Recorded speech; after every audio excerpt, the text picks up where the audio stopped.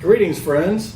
Welcome to another installment of Joe Does Solar with some great information for you today.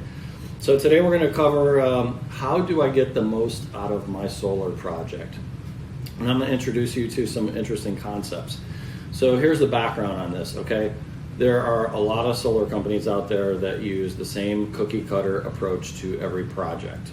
You have power that you're using and they cover that with what your production is. If you're using $200 worth of electricity every month, they're going to design a system that's going to cover $200. That's how we get to a zero electric bill. So here's the mathematical equation that goes along with this. It's called C equals P, where C is your consumption and P is your production. So if you want a zero electric bill, you need to be producing the same as you're consuming and vice versa. So here's the thing. Solar is very cost effective, but it's kind of expensive. And there are other ways to reduce your consumption and therefore reduce the amount of production that you need more cost effectively than by going solar alone. Let's use an example. You need 40 solar panels to cover your electric bill, but your air conditioner is 15 years old and it's pretty inefficient. If you replaced your air conditioner, that may save you 25% of your electric bill, which means now you only need 30 panels. And that 10 panels that you're saving is probably more expensive than replacing your air conditioner.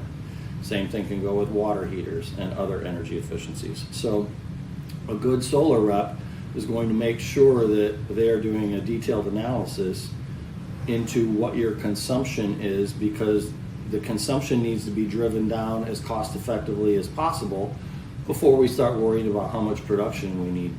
And again, at the end of the day, the name of the game is really selling you as little solar as you need to cover it, because the other efficiencies are more cost effective to address than buying solar. The other thing about this equation is, let's just say that 2 years down the road, you go ahead and replace that air conditioner because it died. And anything you replace it with, even a cheap air conditioner, replacing an air conditioner that's 15 years old is going to be at least 15 to 20% more efficient than your old one. But you have a 40 panel system, and now this equation works against you because C is less than P, which means you are overproducing. This is a bad thing. Why? Because the power company with net metering is crediting your account at retail. They're not stroking you checks for what you're overproducing. You see the problem? You got all this extra power that you've made because you upgraded your air conditioner or replaced it. Same thing may go with your water heater, your pool pump, and other things. And now you're overproducing because they just took the approach, we're going to make P equal C and vice versa, not in your best interest. So at the end of the day, you want to make sure that this project takes into consideration all the moving parts that are going on in your home. And the other thing, don't forget, the federal tax credit expires this year for the 26%. So if you're wondering what a bunch of fruit has to do with this, you buy a lot of fruit with all that savings. Hope you all are doing well. Hope you stay safe. And by the way, I wrote a lot more detailed blog entry that goes along with this video if you want to check that out for some more insight into this concept. You all take care. Stay safe. Bye-bye.